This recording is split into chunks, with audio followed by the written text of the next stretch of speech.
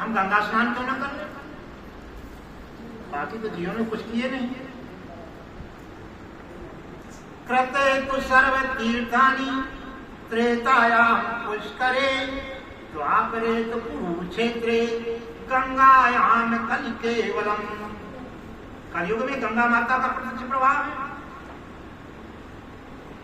आप भी गंगा में ही स्नान कर रहे हैं, एक गंगा में नहीं, जितने तीर्थ सब में स्नान कर रहे हैं।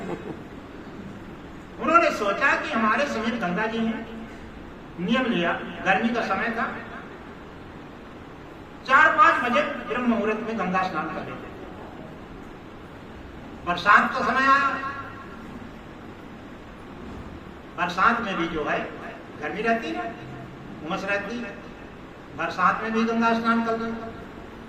अब ठंडी का समय आया, ठंडी में प्रयागराज में बहुत ठंडी पड़ती है ना, वहां पर माघ में तो बर्फ पड़ जाती है। एक मित्र उठा, एक ब्राह्मण उठा हिम्मत करके, उस दिन बर्फ पड़ी हुई, उसने सोचा मैं दूसरे मित्र को बुलाने जाऊंगा तो लेट हो जाएगा, तो मैं गंगा स्नान क्यों न करूं। वो बेचारा गंगा जी पर पहुंचा। नियम था, जब गंगा जी पर पहुंचा तो उस दिन बर्फ पड़ी। उसने सोचा कि पहले मैं जल का परीक्षण कर लूं, जल कितना ठंडा है। तो उसने एक उंगली डाला और जब बाहर निकाला तो हवा चल रही थी ठंड, तो उसकी उंगली अकड़ गई।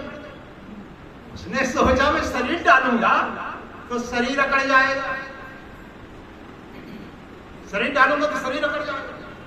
ब्राह्मण था, उसने एक छोटा सा पत्थर उठाया और विचार किया कि ये पत्थरिया मैली, छोटी पत्थरिया मैली, और एक मंत्र बनाया, दूर से डाल दिया, कंकणम स्नानम कल्याणम कृतम, कंकड़ के स्नान से मेरा स्नान, कंकड़ के स्नान से मेरा स्नान होगा। बहुत खुशी हुआ। उसने सोचा शरीर डालूंगा, शरीर अकड़ गया तो कल से तो काम गड़बड़ हो जाएगा। मंत्र बनाया, तुरंत स्नान किया और चल दिया। अब जो दूसरा ब्राह्मण था, ठंड के कारण बेचारा लेट हो गया, रास्ते में मुलाकात हो गई, उधर से वो आ रहा था, इधर से ले जा रहा। कहा भाई आज तुम बुलाने नहीं आए? कहा इतनी ठंड थी कि मुझको बुलाने की हिम्मत नहीं पड़ी, तो मैंने सोचा चलो मैं नहा आऊं, तुम भी आना तो नहा लेना। कहा भाई ये तो बात ठीक है, लेकिन ये बताओ कि इतने ठंडी में तुमने गंगा स्नान कैसे कर लिया? उसने कहा कि जब मैं गंगा जी पर गया और एक उंगली गंगा जी में डाला तो मेरी उंगली अकड़ गई, तो मैंने सोचा कि शरीर डालूंगा तो शरीर अकड़ जाएगा, हवा भी चल रही थी। उसने कहा फिर कैसे स्नान कर लिया? कहा देखो मैंने एक छोटा सा पत्थर उठाया और विचार किया कि ये पत्थर मैं ही हूं, ये पत्थरिया मैं ही हूं, तो मैंने दूर से गंगा जी में डाल दिया, एक मंत्र बनाया, कंकणम स्नानम कल्याणम कृतम, कंकड़ के स्नान से मेरा स्नान हो गया। तो जो दूसरा ब्राह्मण था वो बड़ी देर तक उसकी वो निहारता था और सीधे उसके चरणों में गिर पड़ा। कहा भाई तुम स्नानम हम स्नानम, तुम्हारे स्नान से हमारा भी स्नान हो गया। बोला आज नियम ठीक नहीं है, ये ठंडी में किसी दिन ऊपर पहुंच जाएंगे, नियम आज से बंद। तो कलयुग में ज्यादा नियम नहीं चल पाते, थोड़े समय के लिए चलते हैं। कलयुग में मन सदरूपा घूमते हुए एक जगह उनका मन लग गया भगवान के चरणों में। ओम नमो भगवते वासुदेवाय का जाप करने लगे। द्वादश अक्षर मंत्र कुल जपहि सहित अनुराग, वासुदेव पद पंकुरहो अदंपत मनयति लाभ। पद पत्नी दोनों का मन भगवान के चरणों में लग गया। ओम नमो भगवते वासुदेवाय का जाप करने लगे। इतना उन्होंने तप किया, समझिए,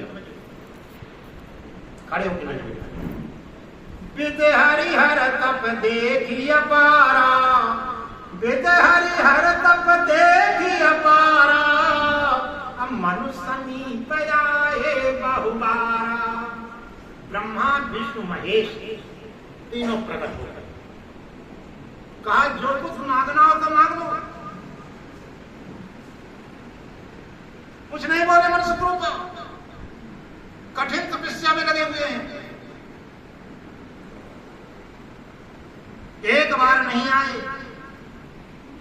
मांगहु बर बहु भांति लोभाए, मांगहु बर बहु भांति लोभाए, अब परम धीर नहीं चलहि चलाए। अड़िग हो गए। अनेक प्रकार का लालच दिया गया। मनुष्य द्रोह का तपस्या को बंद करो, हम लोग परेशान हैं। सब देवी देवता परेशान है। इतनी कठिन तपस्या, एक पैर से खड़े 1000 वर्ष तक। कई बार आए। मन ने कहा देखो जो हम मांगेंगे वो आप दे नहीं पाएंगे। क्या मांगते हैं? जो स्वरूप बस स्यु मन माही, जो स्वरूप बस स्यु मन माही, अजहि कारण मुनि यतन कराही। जो स्वरूप भगवान शिव जी के हृदय में निवास करता है। उन्होंने मांग किया जो स्वरूप भगवान शिव जी के हृदय में निवास कर रहा है। साधु संत पूरा जीवन खपा देते हैं उस स्वरूप के दर्शन के लिए। जो स्वरूप बस स्यु मन माही, जहि कारण मुनि यतन कराही। जो महेश मन मानस हंसा, असुगम यगम तहि निगम प्रशंसा। देखहि सो हम, देखहि सो हम, रूप भरी लोचन, अकृपा करहु प्रणतारित मोचन। ऐसे स्वरूप को हमको दर्शन करना है। जो भगवान शिव जी के हृदय में जो स्वरूप निवास करता है।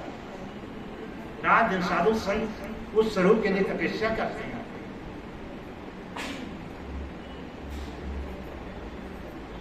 मुर्दे को